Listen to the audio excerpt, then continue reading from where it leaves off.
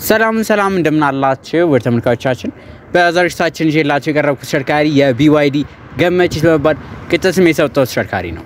BYD ታንግ ኤል ይባላል። ይሄኛው ደግሞ ሙሉ ለሙሉ በኤሌክትሪክ የሚሰራው ሳይሆን ሃይብሪድ የሆነ ነው። በአንድ ጊዜ 1300 ኪሎ ሜትር የሚጓዘው ተሽከርካሪ ነው። ከሰሞኑ ስለ ተሽከርካሪ ብዙ የሚባሉ ነገሮች አሉ። ስለሱ በደንብ እናያለን። እንዲሁም ስለ መኪናው የተለያዩ መረጃዎች ይዤላችሁ የቀረብኩት አዶንያስ ነኝ። መልካም ቆይታ። BYD ታንግ ኤል የምንለው እንግዲህ BYD ከሚያመርታቸው የተለያዩ የሃይብሪድ እና ኤሌክትሪክ ሞዴሎች መካከል አንዱ ነው። ይሄ እነዚህ BYD ታንግ ኤል የምንላቸው በፉል ሳይዝ SUV ከምናገኛቸው መካከል ነው። ከዚህ በፊት BYD ታንግ የሚባለውን አይተነው ነበር በሃይብሪድም፣ ከዛ ደግሞ በኤሌክትሪክም ከዚህ በፊት አይተነው የነበረው ታንግ ኤል የሚባለው ነው። ይሄኛው ደግሞ ታንግ የሚባለው ነው። ይሄኛው ደግሞ ታንግ ኤል የሚባለው ነው። ይሄ አዲስ ሞዴላቸው ነው ማለት ነው። 2025 ዓመተ ምህረት ነው መመረት የጀመሩት። ገና በወራት እድሜ ያላቸው ናቸው። እነ ተሽከርካሪዎች እንግዲህ እንደምትመለከቷቸው ከፊት ለፊታቸው በጣም የሚያምርና ለየት ያለ ገጽታ ያላቸው ናቸው። እዚህ ጋር እንደምትመለከቱት LED ዴይ ታይም ራኒንግ ላይት አላቸው። እንግዲህ የBYD መኪኖች ላይ ያስተውላችሁ ከሆነ የድራጎን ጺም በመባል የሚታወቁ ናቸው። ይሄ ቅርጻቸው ማለት ነው። ዋናው ሄድ ላይት እንግዲህ ይሄኛው ነው የምናገኘው። ከዚህ በተጨማሪ በዚህ በኩል ወረታች ወረድ በምንሄድበት ጊዜ ፈንክሽናል ኤር ቬንት አለ። ይሄኛው እንደምትመለከቱት ፈንክሽናል ኤር ቬንታቸው ነው። በዚህ ጋር በመጣበት ጊዜ ከፊት ለፊታቸው ካሜራ እናገኛለን። ፓርኪንግ ሴንሰርም በዚህ ላይ ተካቶላቸው እናገኛለን። እነ ተሽከርካሪዎች እንግዲህ ይሄኛው የሃይብሪዱ ስለሆነ ለሞተሩም አየር ስለሚያስፈልገው እዚህ ጋር አየር ማስገቢያ አላቸው። ሌሎቹ ግን ፉል ኤሌክትሪክ በሚሆንበት ጊዜ ለዚህ ከስር የምናገኘው ለባትሪው እንደማቀዝቀዣ፣ ምክንያቱም ባትሪ ተርማል ማኔጅመንት የሚባል አለ። ለሱ ቴምፕሬቸር ለማመጣጠን ለማቀዝቀዝ ለኩሊንግ ሲስተም የምንጠቀምባቸው ኤር ቬንቶች ናቸው እዚህ ጋር ማለት ነው። የተሽከርካሪ እንግዲህ እንደነገርኳችሁ የፊተኛው ገጽታው እንደዚህ የሚያምር ዲዛይን አላቸው። ወደሞ በመጣበት ጊዜ ደግሞ እውነት ለመናገር እኔ ገበያው እስከማውቃቸው አሁን ኢትዮጵያ ውስጥ የተለያዩ የBYD መኪኖች አሉ። ኦልሞስት ከ12 እና ከ13 አይነት በላይ የቦዲ አይነት ያላቸው ሞዴሎች አሏቸው። ከነዛ ሁላ ግን ይሄኛው በሳይዝ በጣም ትልቁ የሚባል ነው። ታንግ ኤል የሚባለው በጣም ትልቅ ነው። ለዚህ የሚመጥን ደግሞ ተለቅ ያለ ቸርኬ ተገጥሞላቸዋል። እነዚህ ተሽከርካሪዎች ላይ ተገጥሞላቸው የምናገኘው ይሄኛው ባለ 20 ኢንች ቸርኬ ነው። ላይ የፕላስቲክ ከቨሮች አሏቸው የተሻለ የአየር መሰንጠቅ ወይ ደግሞ ኤሮዳይናሚክ እንዲኖራቸው ማለት ነው። ይሄን በመናገናኘው ካላችሁ እዚህ ጋር እንደምትመለከቱት እዚህ ጋር ራሱን የቻለ አየር ማስገቢያ አለው። በሱ እንዲገባ አየር እየገባ ይሄኛውንም እንዲያቀዘቅዝ ያደርጋል። አየር ደግሞ በቀላሉ እንዲሰነጥቅ ለማድረግ ነው። እነዚህ ፕላስቲክ ከቨሮች ብዙ ጊዜ የሚደረጉት 20 ኢንች ነው። በጣም ትልቅ የሚባል ነው። ሌሎቹ 18፣ 19፣ 16 እንደዛ ናቸው። ይሄኛው ባለ 20 ኢንች ነው። እዚህ ጋር እንደምትመለከቱ ራሱን የቻለ ሴንሰሮች እናገኛለን። ይሄ እንግዲህ እንደ ጌጥ ማቴሪያሎች ናቸው። መኪኖች የተለያዩ የከለር አማራጮች አሏቸው። እኔ ራሱ ያዩት በነጭ አለ፣ በጥቁር አለ፣ ከዛ ደግሞ በእንደዚህ አይነት አለ። ኢትዮጵያ ውስጥ ደግሞ እንደምታውቁት በግሪንና በሲልቨር በጣም ተወዳጅ ናቸው። ከዛ መቀጠል ጥቁር፣ ከዛ ነጭ እያለ የከለር አማራጫችንም ያው ኢትዮጵያ ውስጥ ብዙ ጊዜ የምንወደው ማለት ነው። ወደዚህ መጣበት ጊዜ ራሱን የቻለ ካሜራ እዚህ ጋር እናገኘዋለን። ይሄኛው እንግዲህ 360 ካሜራ ተካቶለታል። ስፖኪዮ ራሱ ግን ከሌሎቹ የሚለየው እዚህ ጋር ራሱ የራሱን የቻለ አለ፣ እዚህ ጋር ደግሞ ራሱን የቻለ አለ። ኤሌክትሪካሊ የሚታጠፍ የሚዘረጋ ነው እነዚህ መኪኖች ላይ።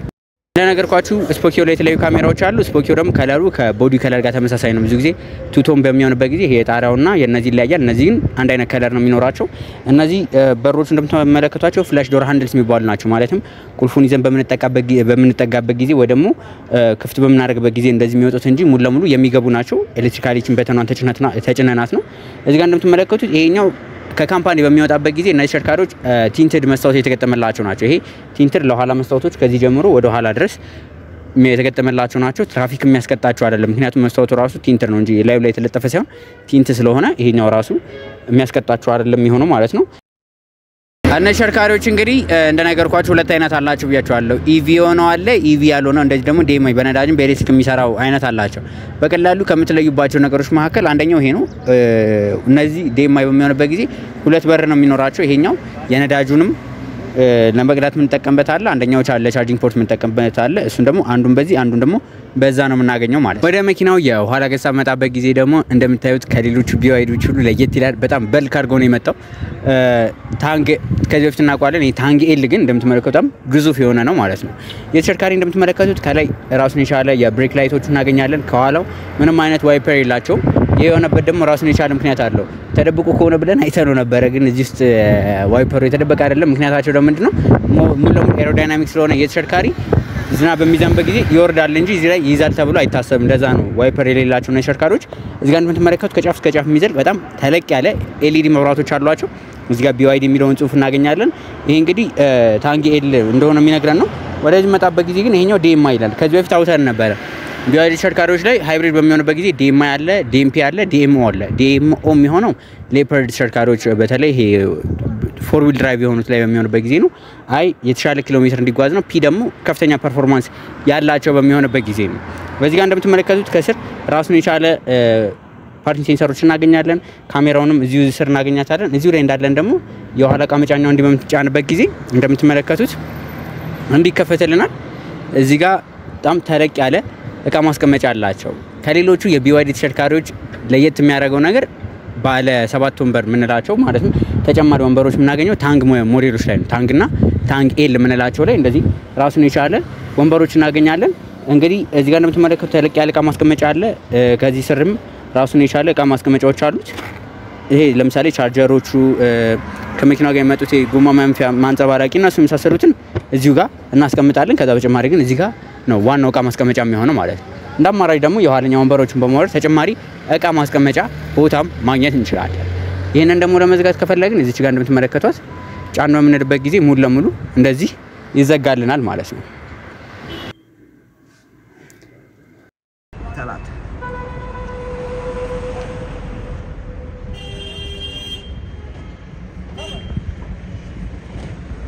ወደ መኪናው ውስጥ ገዝታ ከመግባታችን በፊት ግን ለዚህ ቻናል አዲስ ከሆናችሁ በዚህ ቻናል ላይ በየዕለቱ የተለያዩ የመኪና ሪቪዎችን ከመኪና ጋር የተገናኙ መረጃዎችን ይዘላችሁ ስለምንቀርብ ሰብስክራይብ ያድርጉ እንዲሁም ቪዲዮ ሲለቀቅ በቶሎ እንዲደርሰው የደወል ምልክቱን ይጫኑ ወደ መኪናው ውስጥ ገዝታ በመግባበት ጊዜ መኪናው ውስጥ ገዝታ እንደምትመለከቱት እስከዛሬ ከመናቃቸው የተለያዩ የBYD ሞዴሎች ሁሉ ለየት ያለ ነው እነዚህ መኪኖች ላይ እንግዲህ እንደምትመለከቷቸው የተለያዩ የድራይቭ ሞድ አማራጮች አሏቸው እዚህ ጋር እንደምትመለከቱት ከስተም ላይ ማድረግ እንችላለን ከፈለግን ስፖርት ላይ እናረጋቸዋለን ኖርማልም አላቸው ኢኮ አላቸው ኢኮ በሚሆንበት ጊዜ መኪናው የተሻለ የኪሎ ሜትር ሬንጅ እንዲኖር የሚያደርገን ነው ከስኖ በሚሆንበት ጊዜ ቆንጠጥ አድርጎ እንዲይዝልን ነው ከስተም እኛ የምንፈልገው ለምሳሌ የመሪውን ፊሊንግ እንዲሆን ይችላል የሰስፔንሽኑን የመኪናው ጉልበት እነሱን ማድረግ እንችላለን ስፖርት ደግሞ የተሻለ ጉልበት እንዲኖረው የሚያስችለን ነው ማለት ነው ስለዚህ ድራይቭ ዲስፕሌዩ ላይ ከሞላ ጎደል እነዚህ ነገሮችን ማግኘት እንችላለን ወደ ኢንፎቴመንት ስክሪኑ ደግሞ እንምጣ ኢንፎቴመንት ስክሪኑ እንደምታውቁት አብዛኞቹ የ2025 እና ስማርት ሞዴሎቻቸው የተለያዩ የBYD መኪኖች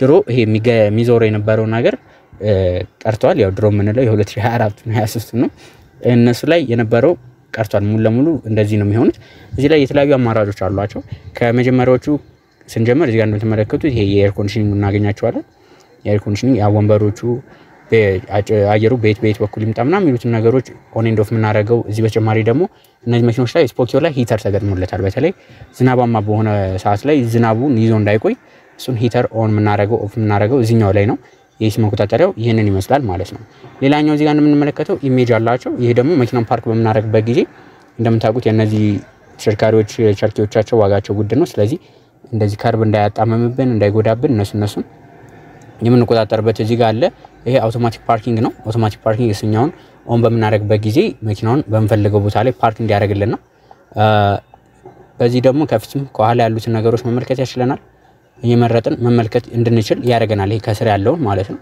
ምን አለ የሚለው ነገር እያንዳንዱ ነገር መመልከት የሚያስችለን ነው ይሄ ኢሜጆቻቸው ነው ቮይስ አሲስታንት አላቸው ስማርት ቻርጂንግ አለ ለምሳሌ ስኬጁል አድርጋችሁ ቻርጅ እንዲያደርግ ከፈለጋችሁ በሱ ለምሳሌ 80 ላይ አቁምልኝ 90 ላይ እስከዛ ብቻ ቻርጅ አድርግ እነሱ የመሳሰሉትን ማድረግ ስላላችሁ እዚህ ጋር አፕ ስቶር አለው የሚውዚክ ካሜራውን ደግሞ እዚህ ጋር ላሳያችሁ በተለይ አሁን እያጋጠመ ያለው የዳሽ ካሜራ የሌላቸው ተሽከርካሪዎች ላይ አደጋ ሲደርስ ማነው ተጠያቂ የሚሉትን ነገሮች እነሱን በዚሁ ካሜራ አማካኝነት እየተቆጣጠርን መጠቀም ያስችለናል ማለት ነው ቪዲዮ ሪከርድ ለማድረግ የምንጠቀምበት ነው ከዚህ በተጨማሪ ጋር የምናገኛቸው የጌም ሴንተሮች አሉ ሴቲንጎችም አሉ እነሱን አንድ ባንድ ላሳያችሁ እነዚህ የኤነርጂ ማኔጅመንት ሞዶች አሉ እነዚህ ደግሞ ኢነርጂ ሪሳይክል ኢንቴንሲቲ ምንላቸው በተለምዶ ሪጄን ምንለው ማለት ነው አምቢየንት ላይቲንግ አላቸው አሁን ቀን ላይ ስለሆነ ነው እንጂ በአምቢየንት ላይቲንግ ምን ይመስላል ውስጥ የሚሉት ነገሮች መመርከስ እንችላለን በስታንዳርድ በዳይናሚክ አሁን ለምሳሌ ኪሎ ሜትር ምን ያህል አለው ይላል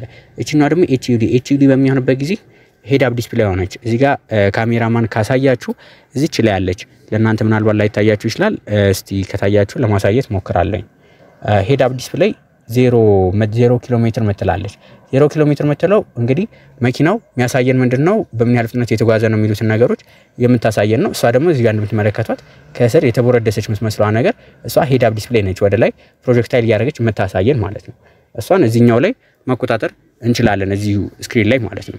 ለምሳሌ ስለበሩ ሌሎች ነገሮችን መቆጣጠር እንችላለን፣ መብራቶቹን፣ ሳውንድ ዲስፕሌይ። ከዛ ኢነርጂን ደግሞ ላሳያችሁ። ኢነርጂው ላይ በሚሆንበት ጊዜ እነዚህ ኢነርጂ ማኔጅመንት ሞድ አለ። ከዛ ደግሞ ኢነርጂ ሪሳይክል ኢንቴንሲቲ ያው ሪጅን ምንላቸው ማለት ነው። ቻርጂንግ ዲስቻርጅ አለ። ኢነርጂ ኮንሰምፕሽን ምን ያህል ነው እየበላ ያለው፣ ምክንያቱም መኪናው በሚበላሽበት ጊዜ ከዚህ በፊት ስንት ይበላ ነበር፣ አሁን እንዴት ነው የኪሎ ሜትር አጠቃቀሙ የሚሉትን ነገሮች መመልከት እንችላለን። እዚህ አሁን ምን ያህል ተጉዟል የሚሉት ናቸው። ሂስትሪው ነው መመልከት ያስችላችኋል ማለት ነው።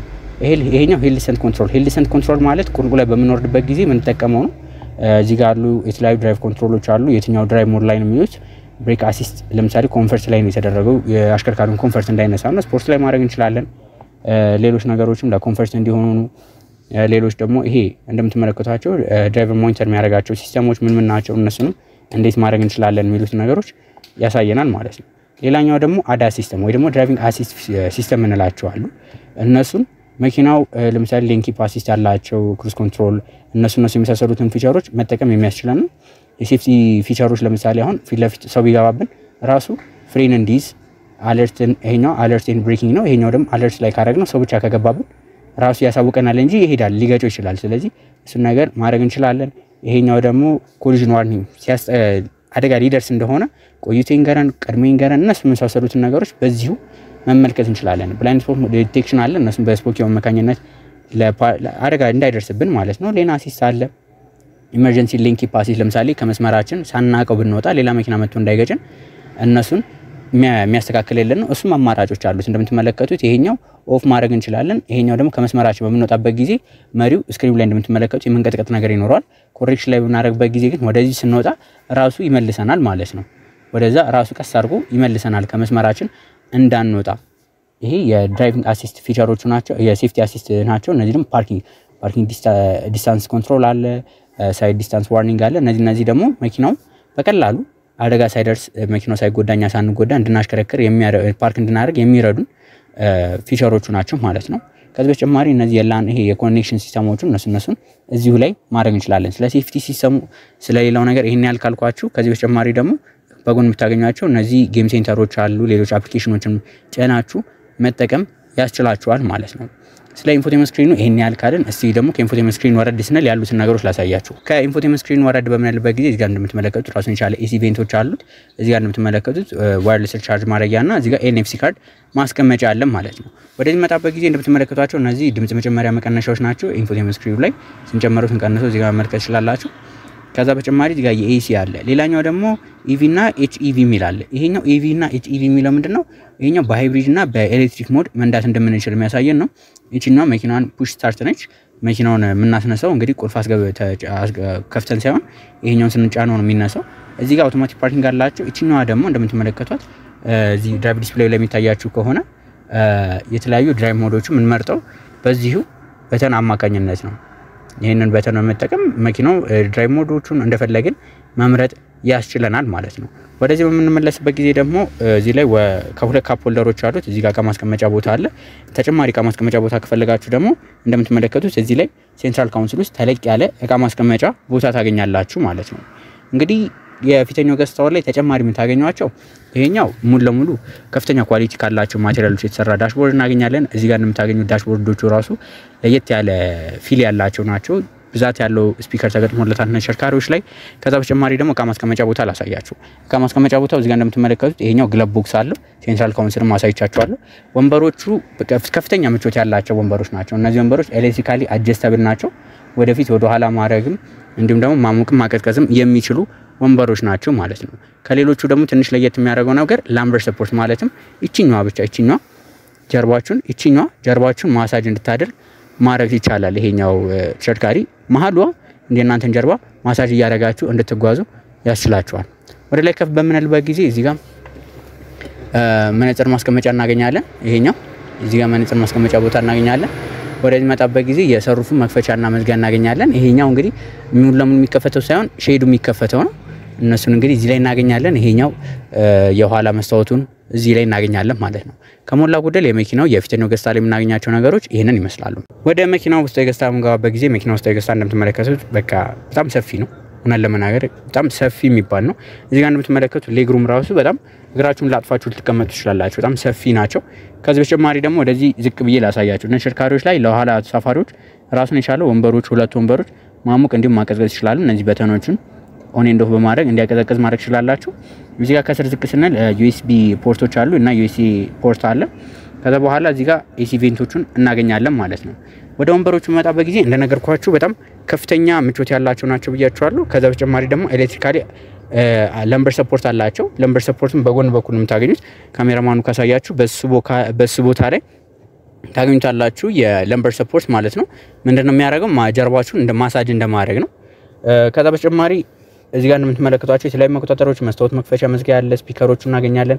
ይሄኛው ቲንትር ናቸው። እንደምትመለከቱት በጣም ሃርሽ የሆነ ቲንታ ሳይሆን ብዙ የማያስታውቁ ቲንት ናቸው። ከውጭ ሲታይ ነው በጣም ጥቁር የሚመስለው እንጂ ከፍተኛ እይታ የማይጋርዱ ግን ጥሩ ምቾት ያላቸው ናቸው። ወንበሮቹ እንደምትመለከቷቸው 3 የመጫን አቅም አላቸው። እንዳስፈላጊነቱ ደግሞ ካፕል ዶሮቻቸውን ከዚህኛው ላይ አውጥታችሁ መጠቀም እንድትችሉ የሚያስችሏችሁ ናቸው። እነዚህ መኪኖች ላይ ከሌሎች ትንሽ ለየት የሚያደርገው ነገር ይሄኛው ወንበር አለ። ተጨማሪ በዛ ያለ ፋሚሊ ካላችሁ ደግሞ እዚሁ ላይ እንደምትመለከቱት ራሱን የቻለ እነዚህ ወንበሮች አሉ። እነዚህ ወንበሮች ከፍ ማድረግ ተጨማሪ ሰዎችንም መጫን ያስችሏቸዋል ማለት ነው።